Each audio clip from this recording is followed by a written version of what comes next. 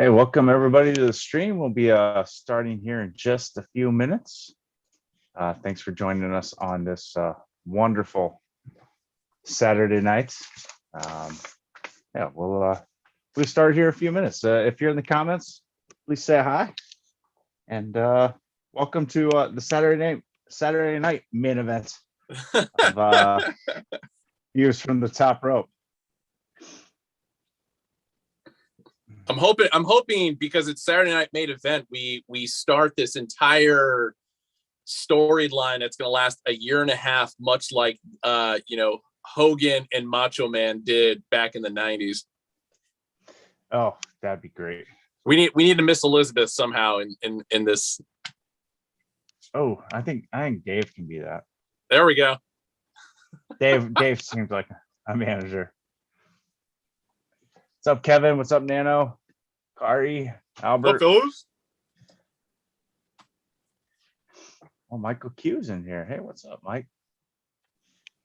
Let's see, let me grab my computer so I can follow along on the comments. There you go. Yeah, Andrew. Saturday night is all right for fighting. Love it. As a huge Elton John supporter, I support that. I am not watching any New Japan right now. No. Is there something going on right now? Yeah, I think it's the night 3 thing. Oh, right. I thought that was earlier today. Or were they doing it in American time? So I can't remember. Hold on one sec. Let me. Because it would be the 9th in Japan right now. And I thought it was supposed to be. Yeah, I'm always kind of like thrown off just because of the time difference.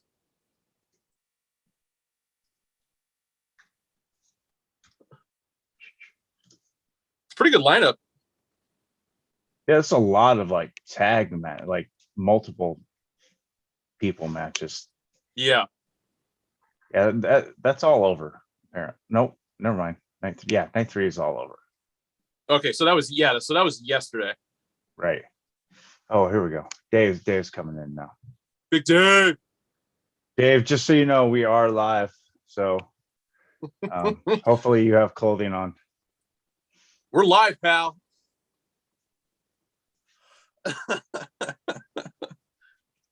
That's still one of my favorite sound bites in wrestling history. Where'd he go? Oh, there he is. No, big Andrew, Big Dave is joining us here. There you are.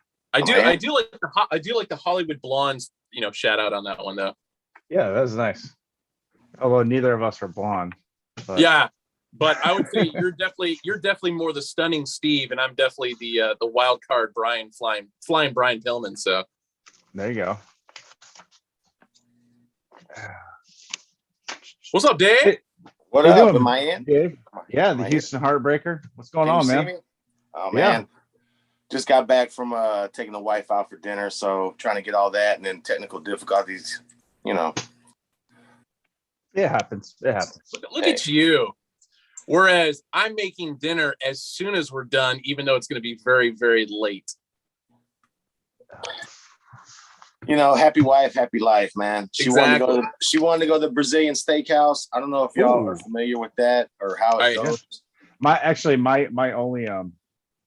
only reference for Brazilian steakhouses comes from the movie Bridesmaids. So hopefully you had a better experience. Yeah, no, it was a lot better, and I had a Groupon, low key.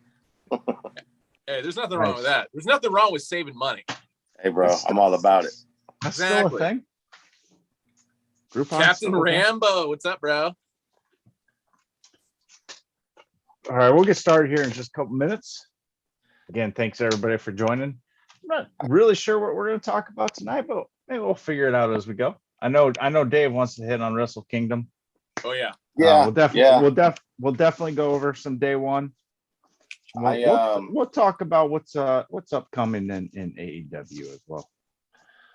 I've been watching a lot of wrestling. I'm getting old. I have to take notes, man. So, dude, same. Like, even though I watched it, it's like, wait, what happened again? And I had to go back to like through the recaps and be like, oh yeah, that's right, just to make sure I'm not senile. Right.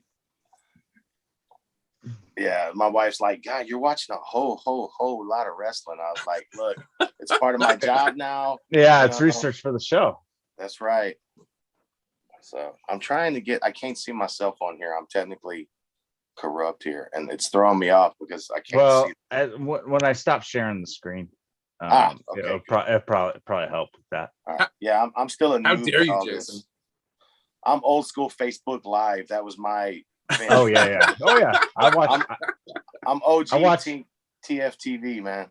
Oh yeah, I watched a lot of the Big Dave show back when it was on.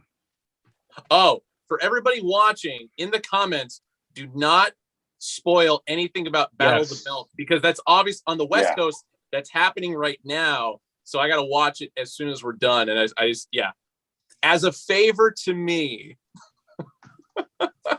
Actually, I'm gonna go ahead and pin that if I can. I will mail a flaming bag of poop to your house if you spoil it. There we go.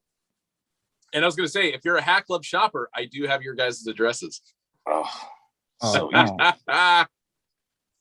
Yeah, you just thought you won on that release. Yeah. I'm kidding. I'm joking. Don't start flooding the Hack Club Twitter inbox saying, "Oh man, Ben's bullshit now. I heard it." Dave said. When does that ever stop though?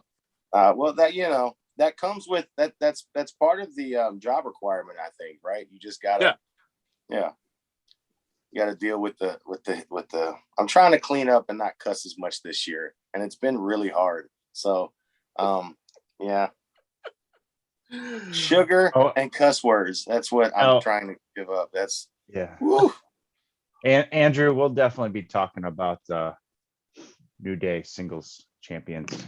Oh yeah, talk about Day One on here. Yeah.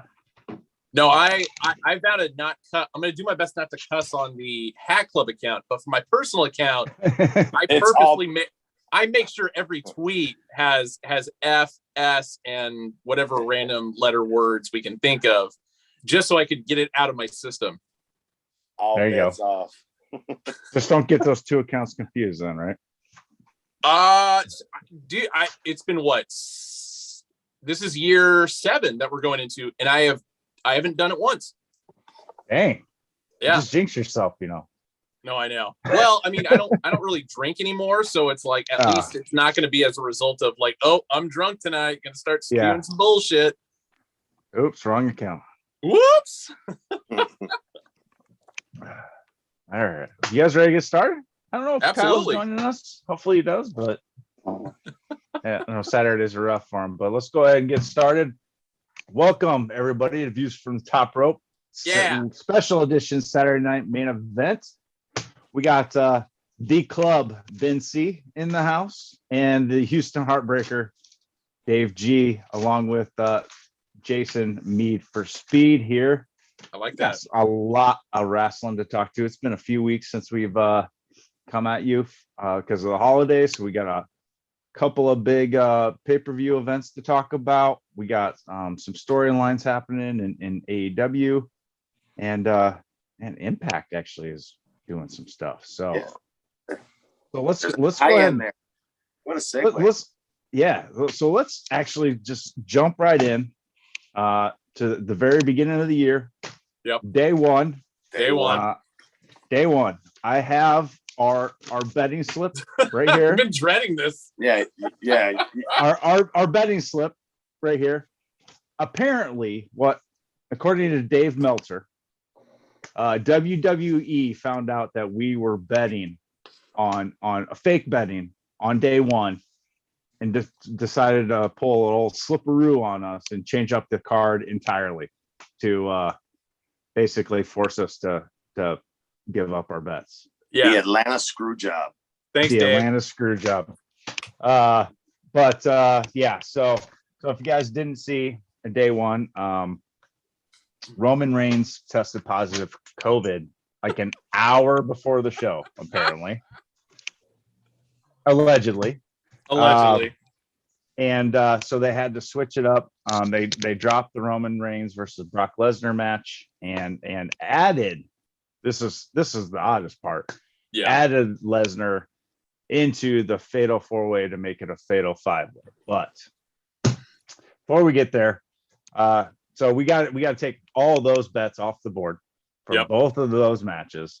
So that left us with bets for the Miz and Edge, Liv versus Bex, and New Day versus the Usos. Oh God. So Edge versus Miz. Dave decided to withhold his bet on that one. Smart. And me and Ben went opposite sides. Just a small $50 bet. And this was the first loss of the night for Ben when the Edge took down Miz. Thoughts on this match? It's all Beth Phoenix's fault. The reason why I lost this match and lost this money, but it was a smart move in the sense of what we're going to talk about upcoming with Royal Rumble. So I get it from a storyline perspective. It was a smart move. I, of course, was not thinking clearly on this, but I mean, I don't think anybody really was, because I would say of any major surprise that happened during day one, outside of anything having to do with the championship match and Brock Lesnar, Beth Phoenix coming back after she had said that she's stepping down, going back to raising the kids, being with family, not being a commentator anymore. It's just like, I didn't see this one coming and nobody else did. So how dare you, Beth Phoenix? I love you, but how dare you? Now, to be fair, it was kind of our fault. We knew we weren't going to be on for a couple of weeks. So we kind of placed these bets very early. Yes. If we had waited a little closer, we would have saw Beth Phoenix come out. I think it was the Raw beforehand. It was. Yeah. And that's partially why I chose to stay on the sidelines with this one. Because we all know that it was coming to Beth and Edge versus Maurice and Miz, probably at Mania. Sure. You know. Yeah. So I thought it was going to be a schmoz. So I just was, I was staying clear of it. And, hey, you didn't lose no money if you didn't bet no money. So. Right. Well done, sir. So I had the Edge at minus 300. I put a 50 spot on it. So what that comes out to like $20. $20, yeah. 20 or 20, $25, yeah. Yeah, 17. We'll call it 1750. Why not? Yeah, I like it. So I'm up 1750. Ben's down 50. Moving on to Liv versus Bex. Dave put $200 on old Bex, and Ben $100 on Liv. You just like giving away money, don't you? Dude, I am a sucker for the underdog bets. That's really what it is. Right. And a pretty face. Low risk, high reward. Or no, sorry, high risk, high reward. But yeah. Yeah, I mean, you had to know they're not going to take. It was just early. It's too early for her to know. I'm not sure that she can handle being champion anyway, but you at least got to enjoy the chase more, Yeah. Beck's got to beat her a couple of more times in a shitty way, cheat, a roll up, pull the tights, a count out, Ric Flair it for a little bit, and then it'll make it when she does actually beat her, especially out of nowhere. If it's not Mania, if it's the Raw after Mania, remember those days when like the Raw after Mania was just as good, was better. Every Mania I went to, I purposely stayed in town to go to the Raw just because that's when, Paige debuted. I saw Paige debut in New Orleans and beat AJ. When I saw Paige literally the day before at Access fighting in the convention center, like shook her hand and everything, and then here she is coming out the next night. Talk about a pop. That's when Liv needs to beat Bex. Bex not losing right now. She damn sure ain't losing on a mediocre pay-per-view. A minor league pay-per-view. The very first time they've ever done. Did y'all catch it? I can't remember the terminology, and I wasn't taking notes for this one, but they called it. It's not a pay-per-view. They called it something else. Some type of purchased event or first major broadcast event for the network, so I guess technically they can't call it pay-per-view no more because nobody's paying for it. If you it's valid. Well, shell out $5 on the cock, you got it. So well, yes. But if you don't have that, you can still get it a pay-per-view. Oh, you can, yeah. Yeah. Peacock, $5. Yeah, $5 a month. Well, $60 a year, you get all the pay-per-views as opposed to shelling out $60 for one. It's like a no-brainer. I'm OG network from day one, man. I had the 24/7 network. Same. I paid it it was like $16 a month on my cable. Like I had that back before they even went on the network. So yeah. And what really made me mad, I'm going on another quadrant here, but when the network switched over to Peacock, they took off a lot of that old good wrestling, like old Smoky Mountain stuff, and I'm sure they'll add it back on. I'm sure they're waiting for the sell, and NBC's going, we want this. We don't care about this. We want this. We don't care about that. That's why all the releases are coming. I'm looking at the comments, and everybody's saying premium live event is what it was called. There we go. Premium live. Thank you, viewers. Yeah. And then shout out to Star West Side on top of which too. I always bet with my heart. That's why I'm a wrestling fan, not because of my brains, because of my heart. Yeah. Well, I think Star felt bad for you for losing all this fake money. So thank you for the donation, Star. We greatly appreciate it. What a guy. Yeah, he's great. So there's no way they're gonna let Bex lose this on a premium live event. That's not the big four. Apparently not. Yeah. So good job on you, Dave. At minus 600, you put 200 down on Bex, so that's a return of what, 30? Hey. So hey, you've taken the lead. You're up 30. Oh, there you go. And then we'll go to our final bet of the night. We got the Usos versus the New Day, Kofi and King Woods.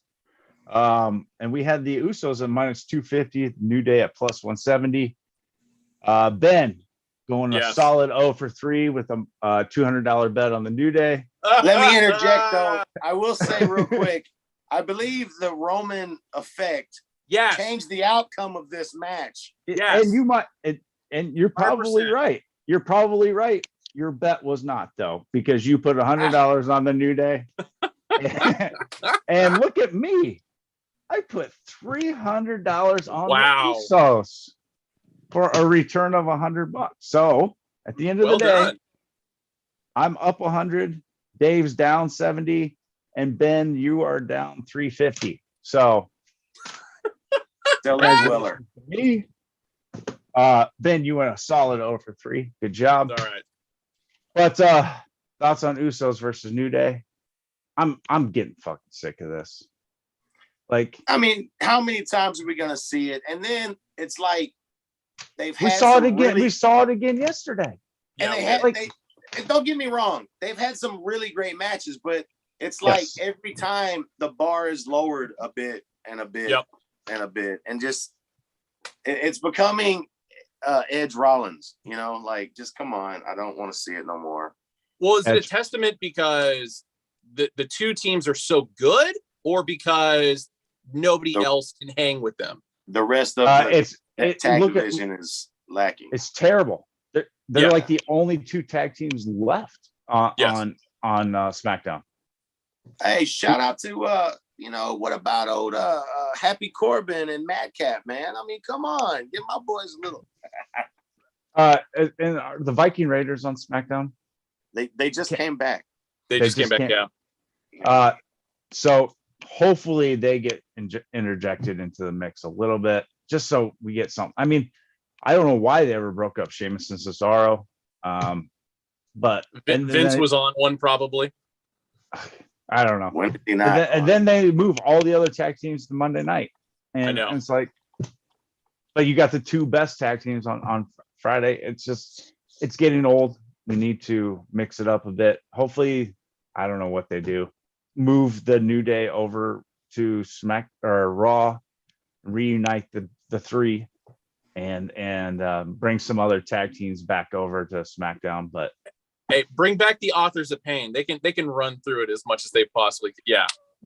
They need something to do these days. I know they're not affiliated with WWE anymore, but it's just like, hey, If you got to bring some talent back, there's some guys to do it. Or they finally probably just need to get rid of the whole brand thing and just combine the rosters like they do on AEW. I think that's coming though. I think that's coming. Yeah, probably, but Usos took this one like they've taken the last 20 matches. Nothing spectacular about it. Star Street Profits, move them over to SmackDown. I could get on with that. Could have done the same thing for Usos and AJ Styles if they didn't break up. That's terrible too. Everybody knew that was coming though. It's AJ can make anybody look good, so they're gonna do the David versus Goliath thing again with AJ. But he's not ready. He's not ready. No. To be a single. No.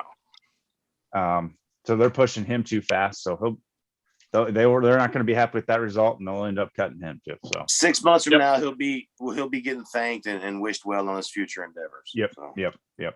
All right, but I give it less time to that. I figure after WrestleMania. You're right. That is about that time frame. So never mind. Right after WrestleMania. So yeah. Let's move on to the headlining match.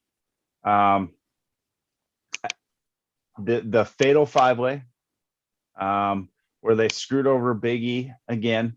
So we had Lesnar interjected with Kevin Owens, Big E, Seth Rollins, and who am I missing? Bobby Lashley. Oh, Bobby Lashley. Yeah. He's a freak of nature. But, and you can throw MVP in there as well, since he was kind of part of it too. Sure. Whatever. But I do have to give kudos to those guys. To be able to change the script on that short a notice and still have it look like a smooth match like it was. It was a little fast paced and a little short for a Fatal 5-Way. I was worried when they first announced it because you have Brock Lesnar, you have Bobby Lashley, and you have Big E. So as much as you love Kevin Owens, you knew that he was taking the pin. Yep. Or Rollins, even if Kevin Owens re-signed, which they must have threw a fuck ton of money at him. But Sammy stayed. He's staying with $3 million a year. Yeah, is what I saw. Wow. Hey, well done for him.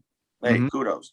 But I think from the start, it started so good because if you take Brock and Lashley out of these matches for too long, it starts to become unbelievable. Like these guys are big, so you take them out and you double team on them. I do feel bad for Big E because I don't think he's going to go back to mid card status. He's not going to. It's WrestleMania season. But this kind of, in my opinion, made them do what they should have done the whole way. They shouldn't have had Brock Roman here at day one. No. That if you're building for that, make it mean something. And by Brock going over and taking that title, you set up title versus title, and possibly, we can only hope, unifying it and getting rid. They shouldn't have two titles in the first place. Correct. Maybe this is a blessing in disguise, and or maybe this was their plan all along. Yeah, Vince is the mastermind. He pulled one good one off. Pulled the wool over our eyes again.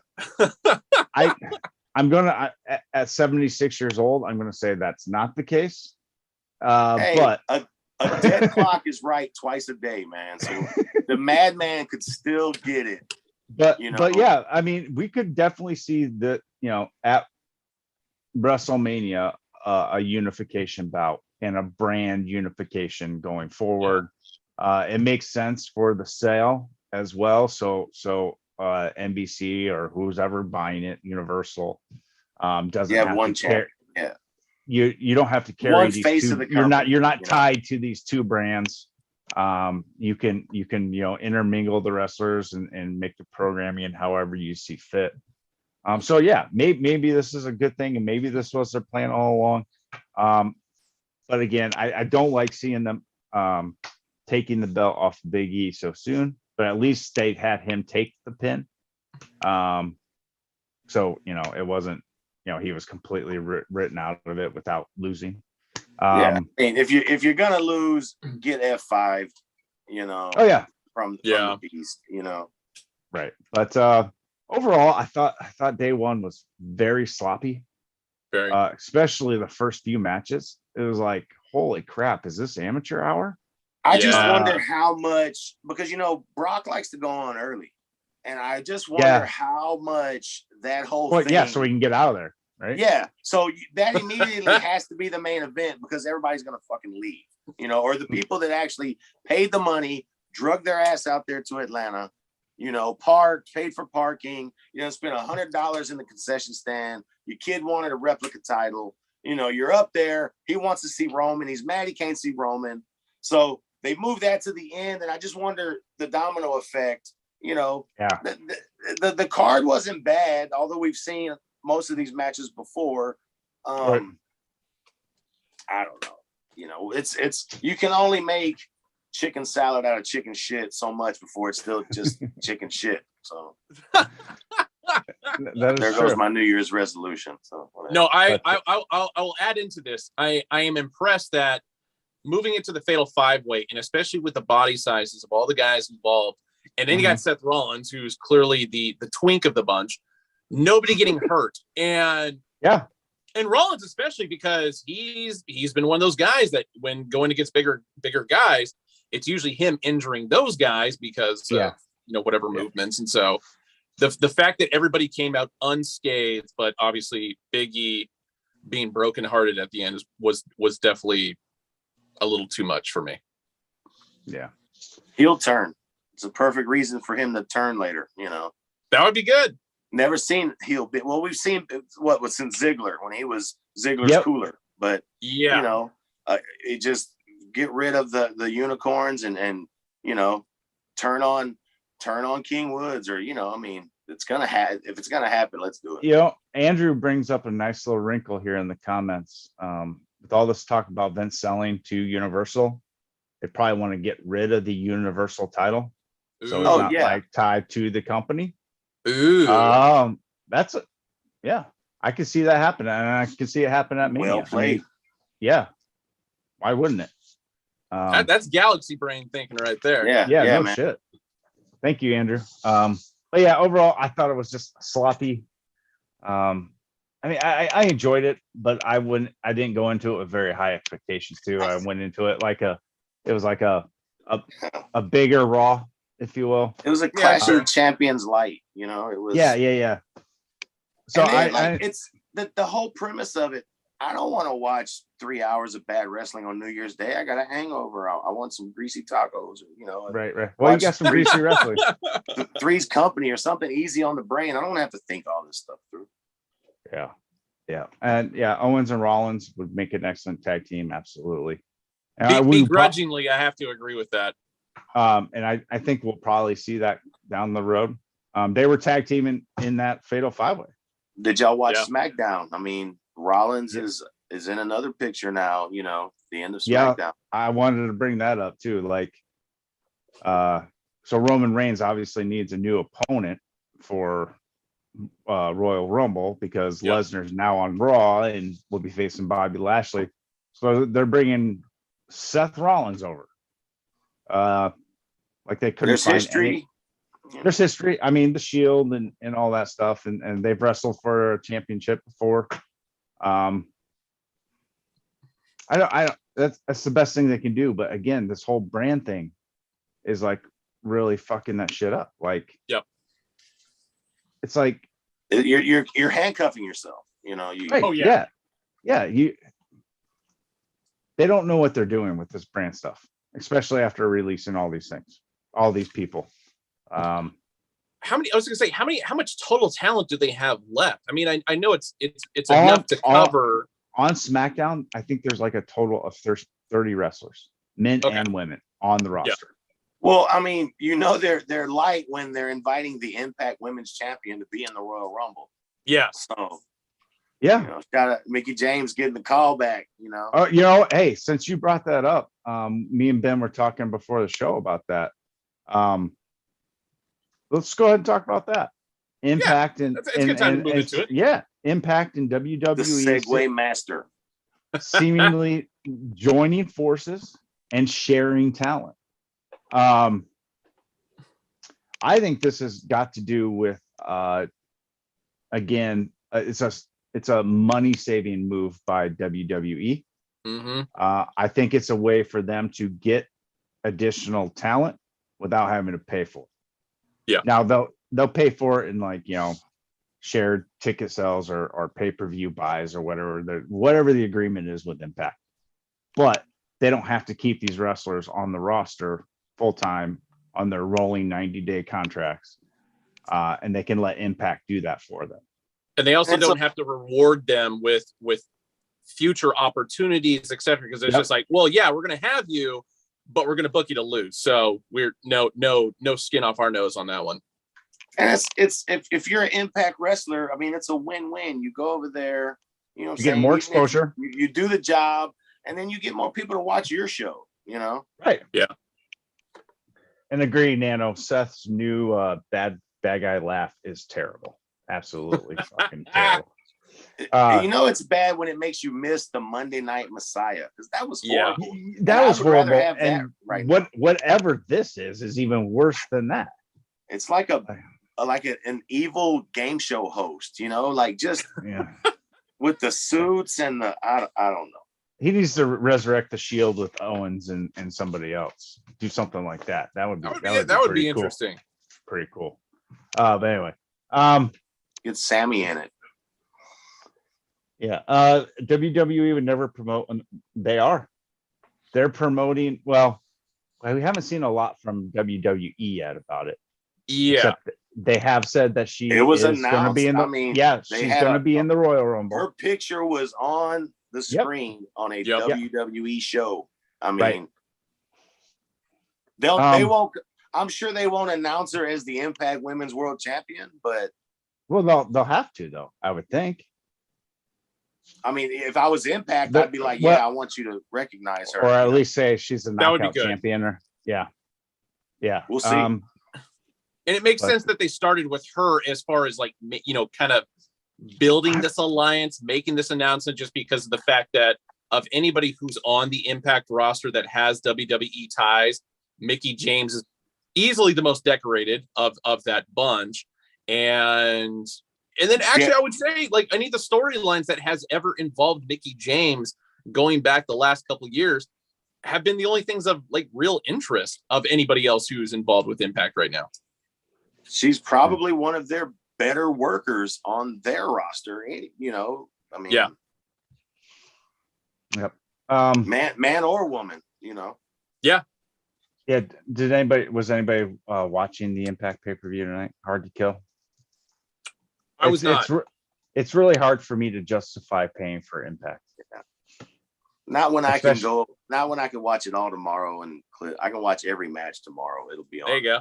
Yeah, especially since I can't even get Impact because it's on Access Network, which isn't on YouTube TV or something. So I got to figure out how to be able to watch that. But I actually have that channel, so I'm gonna have to go double check that as soon as we're done.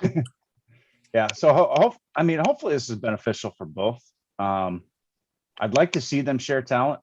There's a lot of decent talent that's kind of, in my opinion, wasting away over there in Impact. Now, a lot of it is WWE talent that was cut. Yep. Good Brothers. Like, Good Brothers, Big Cast or Morrissey or whatever he's going by these days. Heath Slater. Yeah, Slater and Rhino. I got kids, man. I got kids. I Above ground pool and everything. I can relate, man. I can relate. Yeah. And then the other interesting thing going on with Impact too is like at this pay-per-view, they're having a Ring of Honor heavyweight championship match. So it's like three promotions are like kind of all intermingling here. I don't know what it means, but it's interesting because we've seen AEW be very open to sharing talent with other promotions. I I mean, in fact, they have AAA tag team champions on their roster right now. Yep. They share with New Japan Pro Wrestling all the time. They even share with NWA quite a bit. And so it's hopefully this opens up more so we can see some of this worldwide talent on a more regular basis, and vice versa. I think it is weird to have other promotions championship matches on your events. Correct. But I don't know if y'all remember, I might be showing my age here, but back in the day of the territories, they would have every once in a while, it was called the super card, and the AWA champion, the NWA champion, and the WWF champion were there. I mean, that is the definition of Clash of the Champions. If you want to do something like that, I think it's probably, like you said, a cost-effective move for WWE, but also somebody in there, maybe Pritchard, bless his heart, he's a relic from the old Houston wrestling days, and Paul Bosch and the territories. It's just like, hey, we can borrow some of this talent here. And I mean, Ring of Honor is nothing right now. I mean, what else are they going to do? So I'd be interested to see that trickle down in the WWE. Yeah. I would be too. And as you were saying, as far as the super card, I vaguely remember that. I was way too young to really have an understanding as far as what was going on with it. Hey, not way too young. I mean, you aging me a little more than you need to. You just said you were well, too young. No. I mean, do the way too young in there. The extra adjective. But I mean, as a kid, it's just like you wouldn't know these things. These things, this information isn't readily available as it is today. That's what I meant by that. Yeah. So no, because it'll give some of these promotions a little bit more exposure. But I think it's funny that Vince, when WWE like really started to take off and really started attacking all the territories to be the one and only. And the fact that here we are, 25 years later, and 30, it's all expanding back out again, which is nice, because I feel like wrestling is something that should be shared by everybody. It shouldn't be just one unified brand. So for him to kind of go along with this, I think is very strange. But at the same time, if you're trying to sell the company and come off as a genius, then it does make sense. Yeah. He'll take all the credit if it's a success, and absolutely. And somebody's getting fired if it isn't. So well, somebody's getting fired anyway. Hey, I mean, it's not going to be John Laurinaitis. It's good to be king, man. I haven't seen any announcements today, but I imagine somebody got fired today. I want to know what Triple H did. Did he get caught cheating on Stephanie or something? He had to have. Everything that he's touched has been blown up. Absolutely. NXT was so good. The Full Sail days, it was the best. There was a time, maybe 3 to 6 month period, where NXT was the best product. It was better than Raw. It was better than SmackDown. It was the very tip top, when it had the best in-ring wrestling of the three brands. And I think what happened was they tried to make it a premium brand.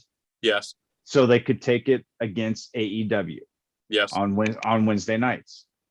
That failed. Yep. And so they're blowing it back up and making it a more developmental brand.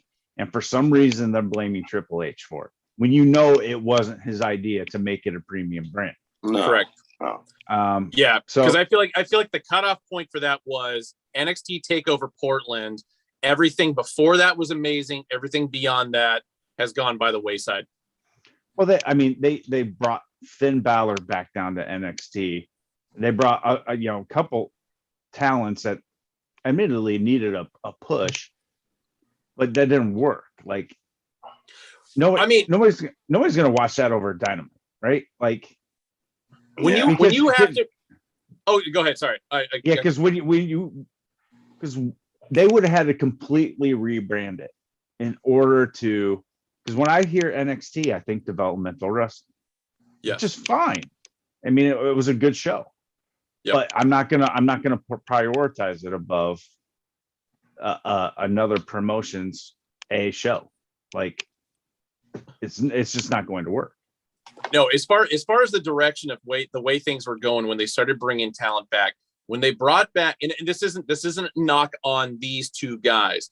It's a knock on whatever questionable direction they were trying to go with everything with this. But when they brought Tyler Breeze and Fandango back down to NXT, I mean, I was happy about it because I love both those guys. They're great performers, and the two of them together are amazing. But it was just, I know you're trying to keep the fire going, but this isn't the direction that it needs to be going.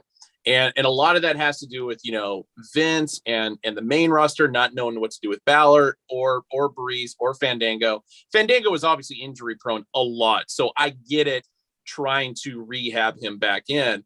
But yeah, there were just strange directions that they went with that brand. And I could just see, Triple H, putting the gun in his mouth, but just obviously not pulling the trigger. Shout out to Fandango though. He was super over, man. Yeah. I mean, no, I bought and a that's Fandango t-shirt, bro. It wasn't a knock on them or their character because they were spectacular, but they were destined for bigger and better things, not to be, oh, hey, we need you to go back down. Yeah. Yeah. I mean, just Kevin and Nano bring up a great example of how bad NXT is doing. They have a Steiner on their roster, and they name him Braun Breaker. Well, I also think I think Scott owns the copyright on Steiner. Right, because their name's Rex Steiner. I get it. And I'm sure Vince refuses. I'm sure Scott's like, yeah, pay me this much. And Vince's like, fuck you, I'm not doing it. That's fair. So you're Braun Breaker. You know what I'm saying? I mean, that is, if you're gonna do it that way, you got the guy to do it with there.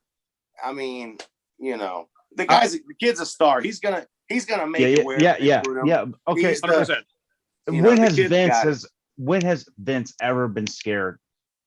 Well, I guess against pandas, he was scared of a lawsuit. But if I was Vince, I'd say, "Fuck you, Scott Steiner. I'm going to use the fucking name. Sue me. We gave you the fucking name, right? So whatever." But but he was too scared of pandas and changed his last letter. But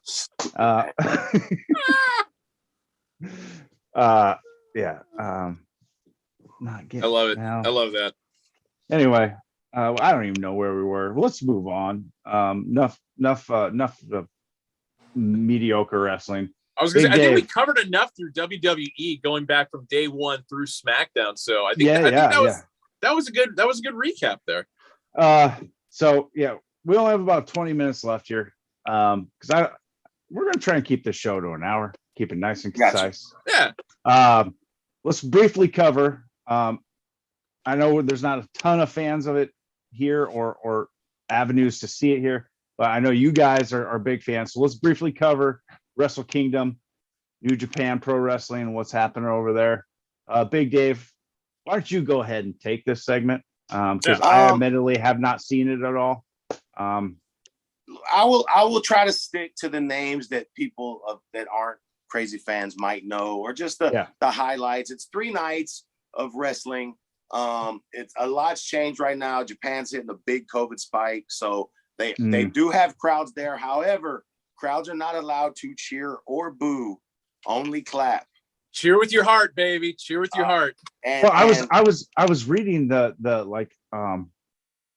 recap of it, and I saw the attendance numbers, and I'm like, that doesn't look right, because Tokyo Dome is like 70,000 people. Yeah, there was like 12. The announced attendance was like 12. Yeah. That makes a lot of sense now. Lower level. Yeah. Okay.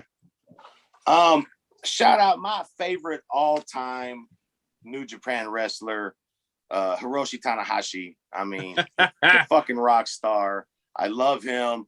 Him and the mega coaches, Rocky Romero and Tajuki, fought the Bullet Club. And in this incarnation of the Bullet Club, I've always loved the Bullet Club. Shout out to Prince Devitt, AJ Styles, the Good Brothers. I mean, the original OG Bullet Club, man, it didn't get no better than that, man. But it's Kenta, also known as what was his name? Hideo Itami. There you go, Hideo. Ishimori and El Phantasmo. And they do a lot of this in New Japan. Like I said, if y'all don't watch, they have a lot of talent and they love triple, four-way, 8-man tag team matches. And it's kind of very AEW-ish. Everybody gets to get their shit in. You'll see a lot of, I won't say choreographed, but super kick into a corkscrew drag, and it's just boom, to boom, to boom, to boom, to boom. Finisher. The end of this match, Tanahashi, super over. He's a rock star. He's a legend. He's a movie star in Japan.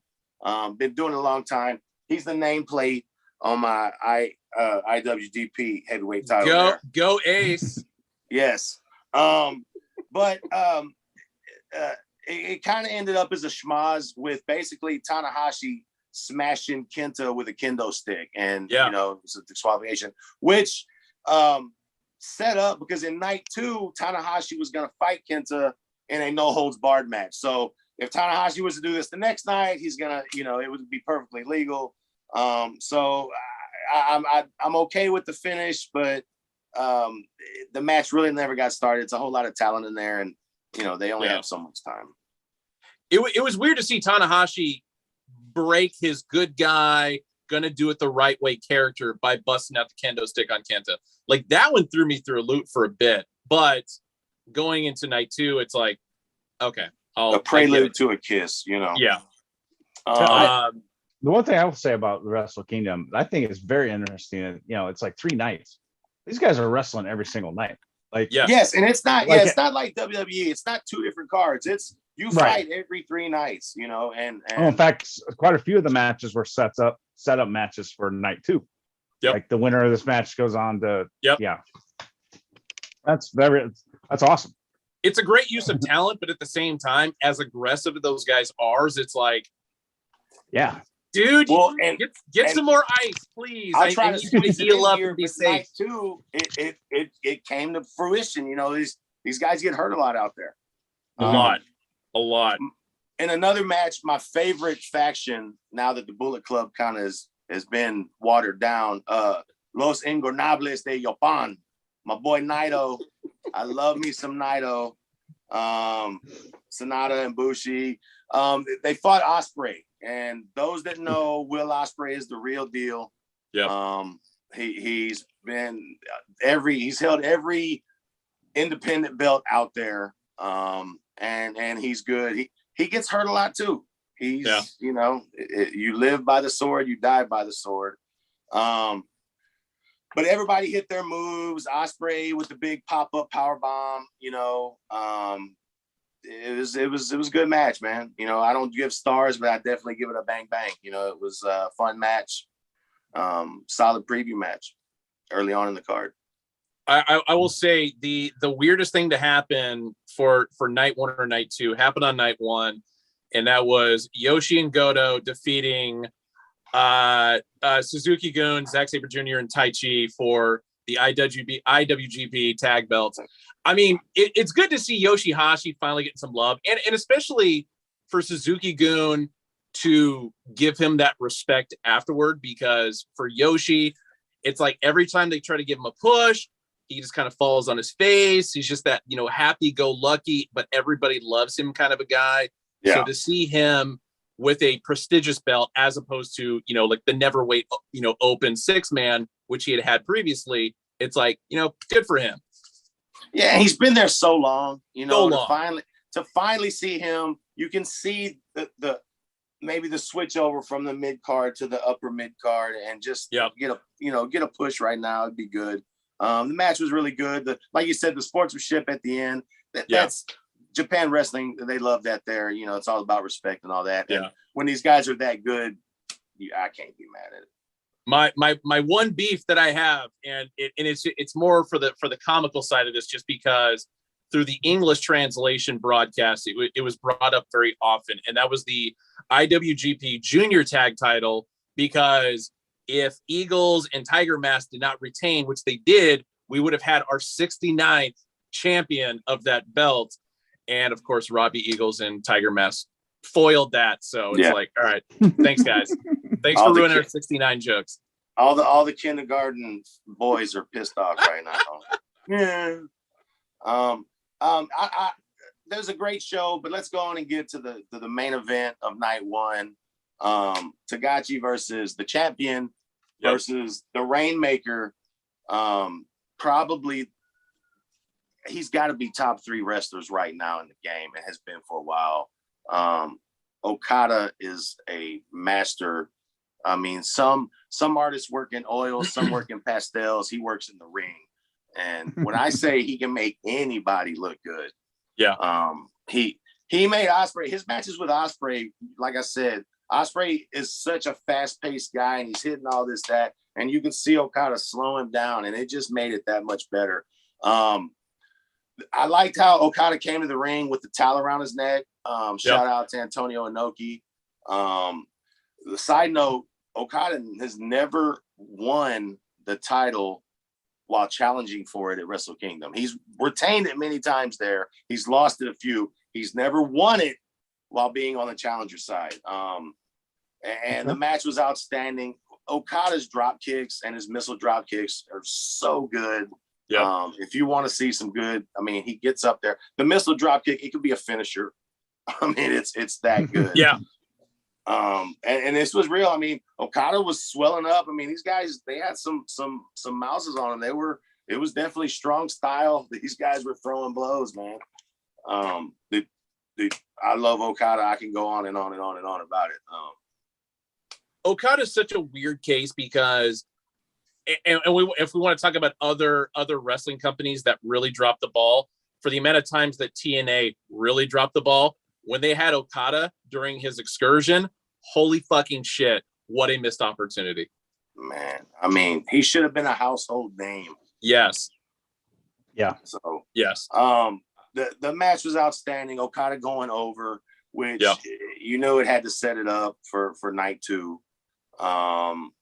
But in the end, when he started getting on the mic and talking about Ospreay being the fake champion and all that, you know, that's classic Okada. I love that. And it just set up Ospreay Okada, you know, and that was night 2. So yeah, I couldn't wait for it. You know, the last 2 matches of the night made watching that whole show worth it. Yes. Yes. So, awesome. How much time we got left there? And we got Naito back in the mix after that, you know. Love Naito. Yeah. Naito comes down and so you set up Naito Okada, which swing, you know, I mean, how can you not like that? If you don't know what we're talking about, get on your Google box. Naito Okada. It's spelled like it sounds. You'll thank me later. As long as Tanahashi is somehow, you know, thrown into this in some capacity later on in the year, I'm also okay with that. Just because the veteranship of them, the in-ring psychology by all 3. I mean, just because they realistically are 3 different styles of wrestlers, almost and they never put on a bad match. Yeah. Never. Like different eras, you know, of wrestling, you know. So yeah, you can't. And then, I mean, I'll jump ahead to night 2. Y'all know the Great Muta. Y'all remember the Great Muta, man. And Noah, which is another wrestling company in Japan, basically invaded this New Japan show. You know, at the end when Muta's music hit, and then the whole damn Noah roster walks out, you know. That was great. The pop, you know, as big as of a pop they could get, that was probably the loudest clapping with their chest they could do. But you know, they announced, they set up the was it May 1st, I think, at the Dome. But the highlight of that second night was the main event. You know, again, you got more. Well, I won't even say that, because the Kenta match and the Tanahashi match. So like I preluded before, this was a no DQ match, setting up from the night before. Tanahashi beat up Kenta with the kendo stick, and this was a solid match. But Kenta got beat the hell up in this match and was subsequently out for night 3 because of it. Not a word. Like he was beat up. I had heard a report that he broke his arm, but he didn't break it. He was just selling it really well. But I mean, he was whooped up. But it like you said, Tanahashi's always been the good guy. The do it the right way, and I've had opportunities to cheat to win or get ahead, and I've never done it. And to see this mean streak, you know, it's at this stage of his career, you know, I can dig it.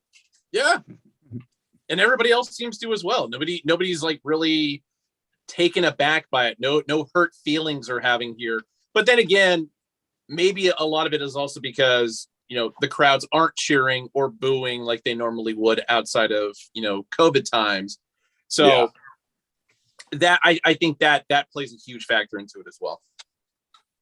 And then you had the main event, the Rainmaker Okada, now the champion, defending against the former fake champion, Will Ospreay.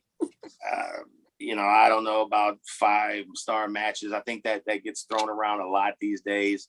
Yeah. But when you got these two guys, it's almost hard not to have an excellent match. I mean, everything looked good. The V triggers hit like, I mean, Kenny's hit some really good V trigger knees, but these guys, they crack them. You know, it sounds so stiff. It sounds so believable. I could watch those guys go all night and not understand a word that the commentators are saying, and I don't have a problem. After this match is when Naito comes out, and basically I would like to know what it feels like to face the Rainmaker, you know, and that's going to be epic, you know.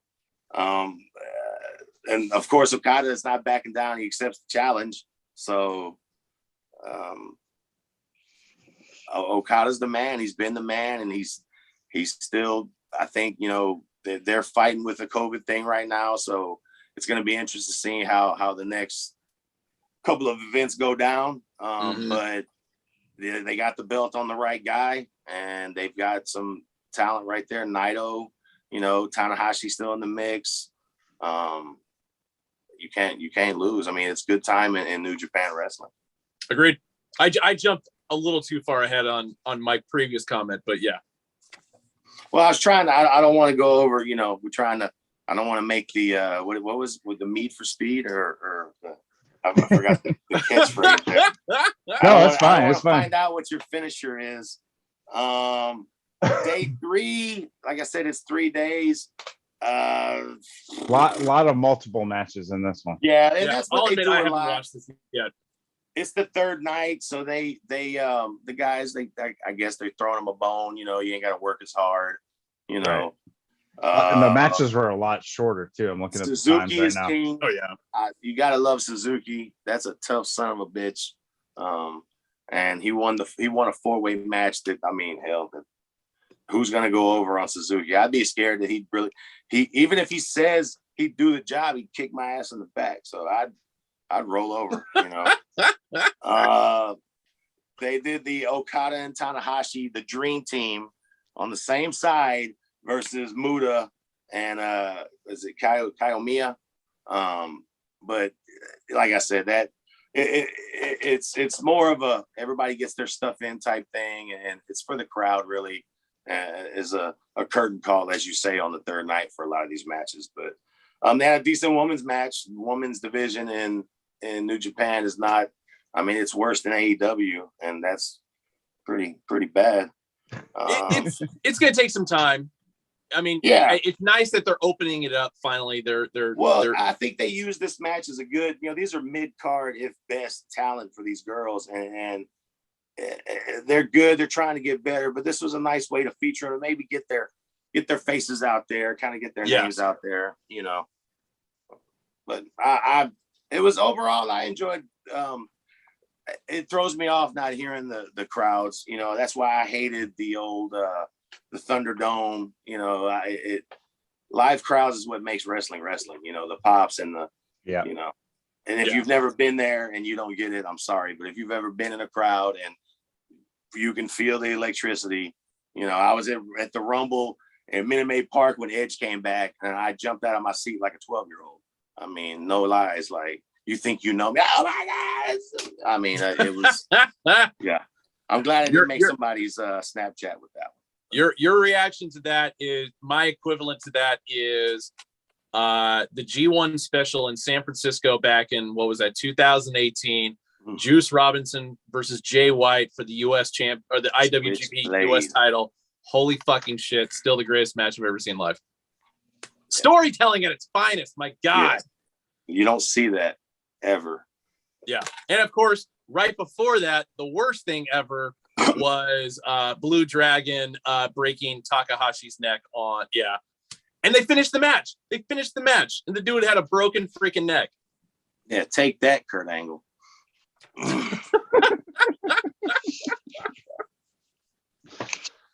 All right. So overall, Wrestle Kingdom, great. It was. It's not the best Wrestle 8. Kingdom I've seen, but it was good. Yeah. Okay. Yeah, I got to see the guys that I like win. So, hell. All right. I know they have a few of the matches up on for free on NJPW World. So I'm gonna definitely check those out. Do it after the show. But let's thank you for that, Dave and Ben, taking us through that. I definitely need to catch up and on that promotion. So I can join the conversation in future episodes. But let's briefly move over to AEW. We don't want to give any Battle of the Belt spoilers. Thanks. No spoilers. So I pinned that comment. But if you're in the comments, please don't ruin it. It hasn't aired on the West Coast yet, or it just did, and Ben hasn't caught it yet. So no spoilers there. But nothing huge has happened. We haven't had any pay-per-views or anything over the last few weeks. Yeah. But we've had some feuds. We're talking AEW, right? We're talking AEW. I'm drinking the Kool-Aid, bro. Hook Mania is running wild, man. Yeah. Hook Mania. I didn't like the kid, but man, I am in. I am all in, lock, stock, and barrel. I'm gonna get a Hook Mania shirt. I'm ready. What you gonna do, brother, when Hook Mania runs wild on you? Yeah, he just comes in, doesn't say a word, beats everybody's ass, and leaves. Tap out, get a tap. You tapping. And he'll even put you in a hold, and right before you tap, he'll let it go so he can put you in a different one. Yep. Yeah, he doesn't care. Love it. They don't beat up the ref on the way out. Who gives a shit? He might slap your mom if she's sitting too close. How can you not love a good heel? as a D1 college athlete, and when you look up his bio, it's like it was for lacrosse. So he's the best goddamn wrestling lacrosse player I've ever seen in my life. In history of pro wrestling. Yeah. Because they on Rampage, they were talking about all these D1 athletes in AEW and D1 wrestlers. I'm like, hey, I can't play lacrosse. I can't play lacrosse. No. Lacrosse athletes are incredible athletes. I can't even play lacrosse on PlayStation. So, like, I mean, they're basically a cross between football and soccer players, right? They can run like soccer players, but they can hit like football players. Yeah. So I'm not knocking that at all. It's just a lot of these wrestlers are former college wrestlers, not correct lacrosse. Yeah. So it's just odd to say, well, he's a college athlete like the rest of them. And well, technically, sure. but no, that's the great thing about wrestling as far as what you can get away with. That's 100% true, right? But it's also 100% misleading. Yes. The old, pull the rabbit out of the hat, at the last minute. That's the good stuff that I want. Absolutely. Fool me. We know, people. Yes, we know wrestling's predetermined. Yes, newsflash, it's not real. Make me believe it. Try to make me believe it. Game of Thrones made me look up in the sky for dragons every once in a while. Exactly. Made me think that this guy is really beating the shit out of this guy, and this guy's really fighting him back. Because I guarantee somebody hits me with something, I'm not gonna just cold sell it. I'm gonna try to whoop your ass. If it's a fight, fight. God damn, it's not that hard. You know what I'm saying? Let WWE be old WWF, where everybody has the first and same name with the same letter. Fine. we had it before. And real, I ain't gonna say real wrestling fans, because if you like that, if you're a fucking 7-year-old, my grandson loves WWE, and I will take him to every show that comes in town because my dad took me to the shows when I was little. But I also went to Houston wrestling, and I went to Denton and saw world-class championship wrestling. So I knew what real fights looked like, and I knew what WWE was. Yep. And then really, let's be honest, WWE got real when you started liking the bad guys. When Stone Cold was too good to boo, when the NWO was too good to boo, you know, it became grittier and like a fight, and it was real. Fool me, you know. AEW tries, and they do really good sometimes, and then they fail below miserably other times. You know, right now I'm getting mad with Adam Cole. What are they doing? Is he fighting for good? Is he fighting for bad? I mean, Jake Atlas, it was the best match we've seen Atlas. I'll give him that. You know, I do think it sucks because I think his knees really hurt. Yeah. No, it is. It is. You know, the move was fantastic. You know, the springboard into the super kick, but his knee folded. You know it. So yeah, I mean, that was questionable before the match. Though? Like Adam Cole is there for a reason. You know, and I get that they want to get these guys with all the other talent, but I'm getting tired of seeing just the same guys fight each other. Well, Adam Cole is apparently the #1 contender. Yeah. I mean, that was a news and he's flash. Opening the show. Right. I'm like, okay, when did that happen? All of a sudden, he's just the #1 contender. Yeah. And why is he nowhere even near the belt? Correct. Well, it's because Cody's out, bro. No, I'm playing. Cody's out of the battle of the belts, and Dustin is in. So Ben should know that by now. That was announced. That part I did know. Yeah. That was announced earlier or late Friday. Andrade is a superstar, and I'm tired of him over there already. Oh, it's terrible. I never liked Andrade. Never did. I will say the one thing I like about Andrade right now, like they're not using him correctly, like Triple H did in NXT. Obviously, WWE kind of soured on him a little bit too.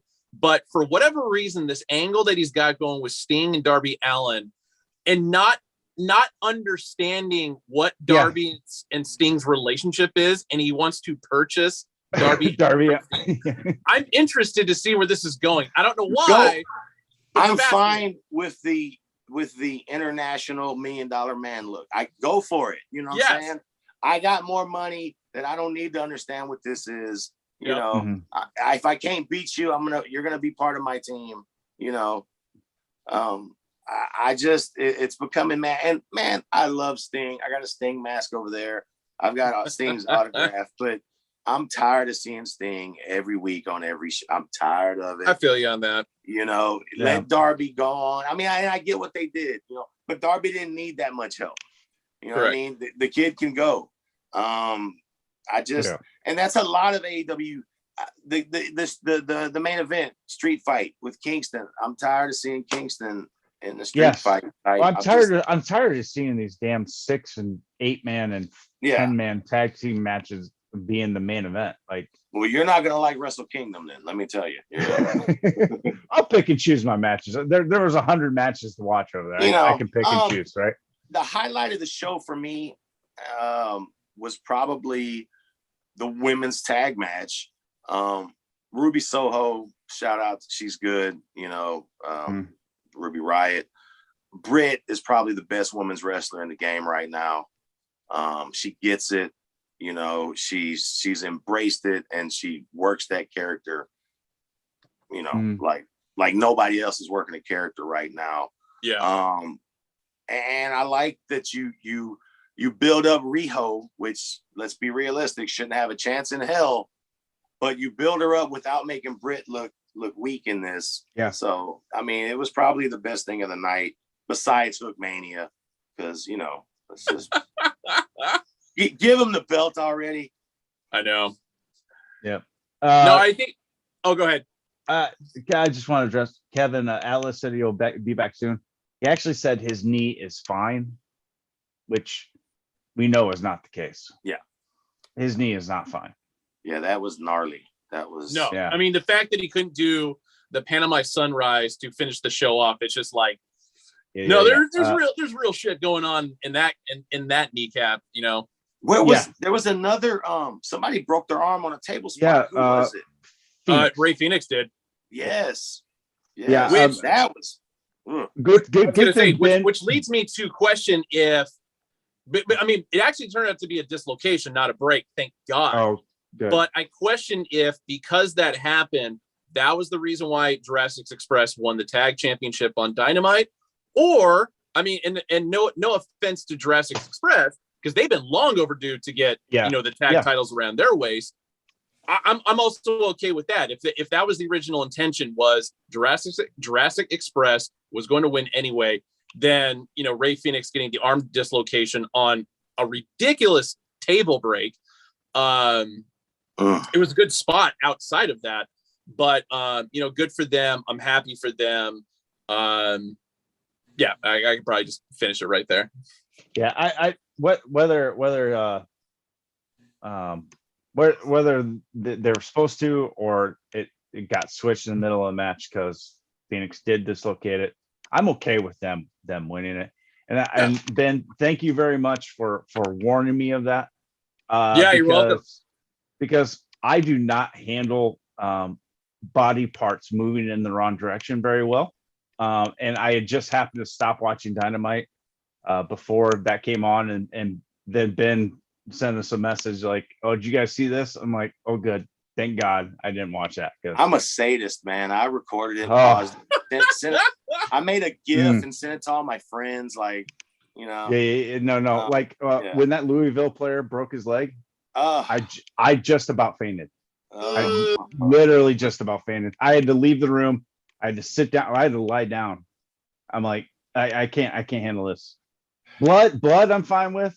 Just it's when body parts move in directions they're not supposed to. That's when I. I'll tell you the second part of that. So when I told you that happened, it was because somebody told me that, and I didn't watch the match. So then I go on Twitter, and the first thing that pops up in my timeline is a GIF of Ray Phoenix going to the table and seeing the arm snap, and it's like, well, I guess I can watch the match now. I didn't send it to you, Ben. It wasn't my fault. No, it wasn't you. It wasn't you. It was just, it just happened to come up, and it's like, what the hell? Look, AEW needs to do one thing, and if they do this, I will watch religiously. Is it push Lance Archer? No, but that's not a bad idea. It's not a bad idea. He hasn't been on. No, because I'm all for somebody getting a push that I haven't seen on TV every fucking episode. Give me something else. But what they need to do, and I know that out of respect for Brody, that they said that there will never be another leader of the Dark Order, right? If Bray Wyatt doesn't come in and be the leader of the Dark Order and wreck shop on all the fakes, you know what I'm saying? If you're gonna keep Evil Uno, make him Zed the Gimp. Like, you have to come in there and make this an evil faction for it to work again. I love Brody Jr. Kid, you're only coming out on like fucking anniversary shows and shit. You have a great thing. That premise is so good. Like, I remember when it first came out, I'm like, ooh, this sounds good. The Dark Order. This reminds me of the old Devastation Incorporated and the bad evil factions, The Brood, yes, yes. And then it turns out to be hokey, and if Bray Wyatt's not the leader, I don't know what his non-disclosure is, or he should be. He was cut back in June, so he should be fine. Waiting on a pay-per-view. Maybe COVID has delays and things, but if Bray Wyatt does not come out as the leader of the Dark Order, I think AEW's missed the boat, and I might just jump off the boat with him. Shout out to Kevin for pointing out Lance Archer is hurt right now for doing a botched moonsault, essentially. Thank you. I think Bray Wyatt's shooting a movie or finishing up shooting a movie, so that's why That's That's plenty of time to write the material for him to come in and be the leader of the Dark Order. Yeah. I was wondering why of Bray we want to see. It could be a tie between, Brother Love and the Ministry of Darkness. I don't care. Just make it happen. Just not that Squirrel Funhouse whatever guy that was. I got the gimmick. It has moments. Yeah, when they burned him, that was it. Yeah. Don't come back from being burned in the ring. I'm sorry. Yeah. Make me believe it. Yeah. And then let's see. I was gonna bring up something else. Speaking of like not seeing Lance Archer or anybody from the Dark Order for that matter for a while. That's the one problem AEW has. They have too much talent. Yes. For 3 hours a week. Correct. I know they do a lot of dark tapings and stuff, but we don't see that stuff. But that's just during their live shows, which is great. But like, they have a lot of talent on that roster, and we're seeing the same 10 people every week. Rampage is almost unwatchable. It's actually too short. Yeah, I mean, an hour is not enough time. Yeah, and just the booking of it, you're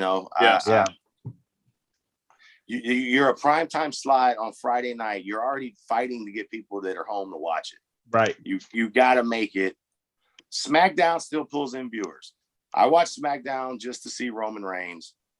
So well, I definitely watched this week to see what the hell they were going to do with the whole Brock Lesnar thing, right? So, and I as far as Raw went, I know we're jumping back and forth, but I liked how I'm not sure what they're doing here with Heyman. Is it a double cross, or because he's still showing so much love for Roman there, something's going to happen there. And even Roman, don't talk to him like that. Like, wait, what? Yeah, something's going on there. There's a double schmaz going or something. Yeah. But Heyman with the low blow on Lesnar, causing him to lose the title. Because Lesnar's not going to be around. We know this. He's 4 pay-per-views a year or whatever, and he's going to go back up to Saskatoon and kill a moose and whatever. That's why I can't stand it every time they do give him the belt. Like now he doesn't need the belt. Right. Raw is not gonna have a championship match on it until forever. Yeah. Well, and then here's what I'm hoping is that they do unify the belts, make that belt prestigious again. When's the last time Nakamura's defended the Intercontinental title? I'm tired of seeing Damian Priest as the U.S. champion. You got so much talent that could be. If you got all these mid-card guys, you have mid-card belts. Why are you? I mean, I love Nakamura, not this incarnation, and I damn sure can't stand Rick Boogs. So they found an idiot that can play guitar bad, and the only guy that's really screwed on this whole deal is Elias. Right. You don't need 2 guitar players. Where the fuck is Elias? I think we talked about it last episode. I heard he was trying to get up for a rebranding, but Vince thought it was too macho. Oh, right. They put the kibosh on it. So. Yep. All right, but anyway, he should come out as Damien Sandow stunt double. That's what. Oh man. No, I am excited to see Wardlow versus CM Punk. I'm looking forward to that. I'm thinking this is the very much the beginnings of that whole MJF the turn. Wardlow. MJF's going to cost them the match somehow. Yes, that's exactly what's going to happen. Yeah, MJ is going to get him disqualified by attacking CM Punk or something like that. And it's going to be Wardlow's going to have him. He's going to be. Punk is down. Punk is done. And then somehow.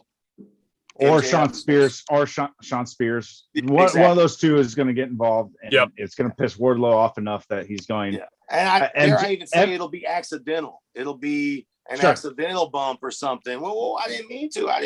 It just finally. I mean, he may even let him slide this last time. This may be the second to the last straw that breaks the camel's back. I'm all for the let it simmer. Let it simmer. If you got something good, there's so much bad and shit. It is good. MJF and CM Punk right now is really good. Yeah. Well, and especially for this to be happening, not like if this is the fatal blow that's going to break the family up of MJF and Wardlow. The fact that it's going to be happening on a Dynamite as opposed to a pay-per-view, that's kind of weird in my opinion. Well, no, I think you probably are right there. It will happen at a pay-per-view because they got one coming up at the end of the month. That's why I say you lay the foundation now. He cost some. This time it's accidental. By the time it happens, he meant to do it. Yes. You know, you're still in my spotlight, kid. Get back and know your role. You know, and then Wardlow's. I'm not your second fiddle no more. You know, so I can see that. Let it build, and let Punk get a win. You know, they don't have anything until March. Yeah, I was gonna say I thought Evolution was in March. Revolution's in March. Oh, Revolution. Yep. Sorry. Hey, that's 2.5 months. That's a good simmer, man. They only have 3 hours a week. You know, that's true. And actually, they only have like 20 minutes a week. Yeah. Right? See, yeah. So I mean, let it simmer. Let them. They don't need a lot of TV time. You know what I'm saying? True. You give each guy 10 minutes and a mic, and they can set the promos. People want to see the match. You know, let it build. You got something good on AEW. Like, let it. Don't just blow the load yet. You know what I'm saying? Actually, you know what we didn't talk about that happened on AEW? Two things. I mean, one, Hangman versus Daniel Bryan 2, and then the TBS Women's Championship on account of their first night. Yes. Yes. Hangman is showing me something, man. He's good. Yeah. He's really good. And the other thing I could say about this is somebody tell D-Bry how to blade, man, because he Dusty Rhodes. Oh, dude, he cut him deep. Yeah. Oh, dude. I'm my sure God. The network execs were like, "Oh, this is good." Okay. Yeah, that was a lot of blood, especially for their first show on TBS, and the entire first match is just red. I'm like, and welcome to the network, boys. The blood stains on the mat for the rest of the evening. Like, yes. But other than that, the match is fantastic. The finish, that lariat is good. You know, the off the top rope flip into that lariat, it looks good. And the way Danielson fucking sold it, man. Yeah. Just like completely. D-Bry is another one of those classic guys. He don't have bad matches. Yep. Really glad I didn't go to the judges. I just felt like an hour of that would have just been too much. Part 2. Yes. So 35 minutes, perfect. Well, I was expecting it to go to the judges and have that. Who was in the middle between the show? Oh, it was everybody. Oh my God. I can't remember. Comments. Save me. Yeah. I was just expecting it to go to the judges and have Mark Henry vote one way, Paul White vote another way, and then this guy just like scored as a draw, and then it still would have been. Who was the fucking judges? It was Mark Henry, Big Show, and then some little. God damn it! Yeah, it's hell getting old, man. Yeah. Yeah, see, exactly, Kevin. I thought it was Jerry Lynn. Jerry Lynn, my God. Yeah, thank you, Eric. Thank you, Kevin. It wasn't Hulk Hogan. It wasn't Eric Bischoff. What did it start? The real lifeblood of the show, the viewers. Yeah. Anyway. Like to be a schmaz at the end there, you know, with the judge, the third judge, you know. It was. I didn't even realize how long it was. I was expecting a 60-minute. And like the finish came out of nowhere, really. And when it happened, I was like, "Oh shit, they really finished." Okay, all right. Yep. That was a good match. That feud's not done, I don't think. No. No. But I think there's going to be a little bit more of a respectful Bryan Danielson that's coming out of this. You think so? He's got his ass handed to him twice now. Yeah. There has to be. All right, we'll see. Has to be. I mean, this isn't. I think he likes playing the heel though.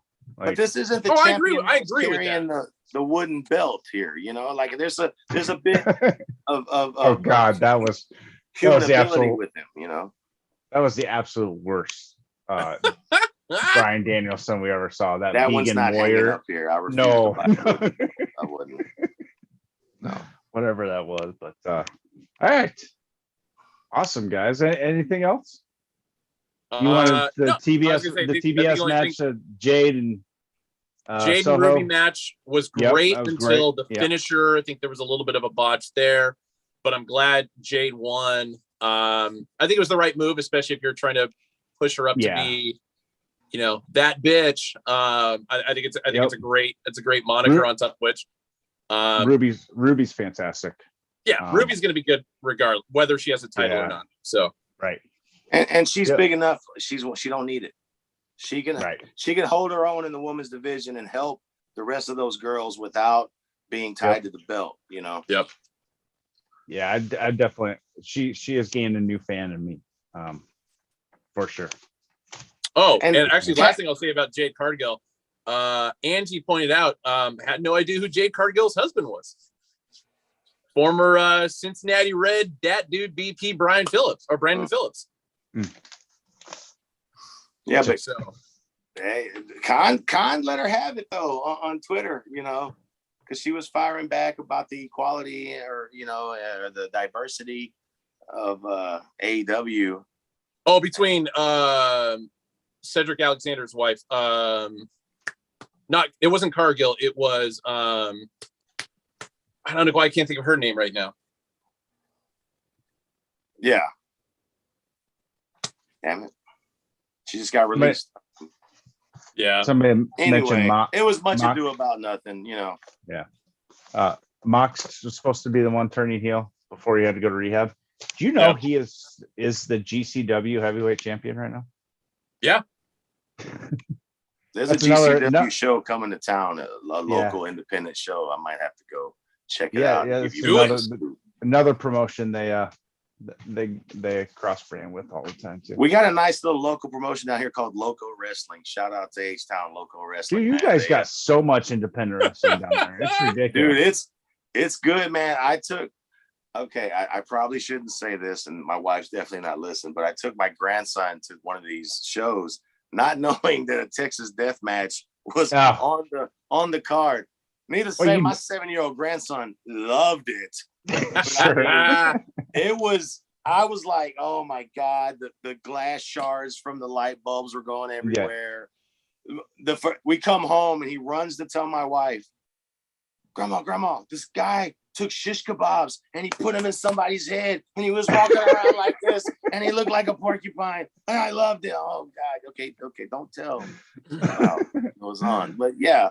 So I might have to go give a views from the top rope special report from the independent circuit. Yeah, that'd be awesome. Looking at the comments every week, I think Kevin is the official stat boy of. Oh yeah. Because he remembers it. Big Swallow was who the conversation was with. Yeah, that's Big Swallow. Gotcha. Well, there you go, Kevin. You got a job. You just became, what is that? You get a producer tag. Just get your Google machine ready. Kevin Ragland. But you're only as good as your last stat. So if we go to you and you whiff, hey, we're accepting applications. Okay? And Andrew's in there a lot too. I agree. Yeah, and I see Andrew often as well. So shout out to both those guys. Yeah, for sure. Thanks for sticking with us. Well, that being said, we've been on here for almost 90 minutes. Hey, we're getting better. It was 2 hours, 90 minutes. Maybe next week we'll hit the maybe next week we'll make that hour. I mean, we had what, 2.5 weeks of stuff to cover. I mean, we're gonna have 1 week this next week to cover. So we're good. And no pay-per-views between now and then. So that should help. We'll get the Rumble pre-show going next. We'll build up to Rumble. I was thinking maybe we could even attempt to put our all-time between the three of us, and maybe if Kyle shows up, I don't know where Kyle is, but our top 30, and even try to work out who would win it, how we break it down, who throws who over, that could be a special edition. Maybe we'll do that. That's going to probably take an hour itself. Yeah. We'll do that the week before the Rumble. Okay. How's that sound? 2 weeks. And then, I wanted to give like your favorite Rumble winner, or your favorite Rumble, maybe your favorite celebrity entrant, start thinking about that. Yeah. You guys in watching, bring that with, that's your guys' homework for do it in the next 2 weeks. Bring Kevin, that with you too. Get on it. Start making your notes, buddy. We need you, Kev. All right, but guys, thank you again for joining us this late on a Saturday night. Hope I didn't get you in trouble. Late night main event. Yeah. Hope I didn't get you in trouble with the wife on her birthday. No, it's not. Well, see, her birthday's Sunday, so I got 30 minutes to spare here Central Time. So well done. I'm coming out like a champ, bro. and Ben, thank you so much, man, for joining and bring your perspective as always. With that, thank you for joining us, everyone. Go to viewsfromthevault.com for all your official merchandise. Make sure you hit that like button and subscribe for more wrestling content and hat content. Shout out for the hats of the night, fellas. I was gonna say, I gotta turn it around. My total heel move by wearing the Nationals hat that sold out in 2 minutes. That is. I got a little Cobra Kai going on, and Big Dave's got a shout out to the capologist. Awesome. Leon was on here earlier. So, but again, thank you, everybody, and we'll see you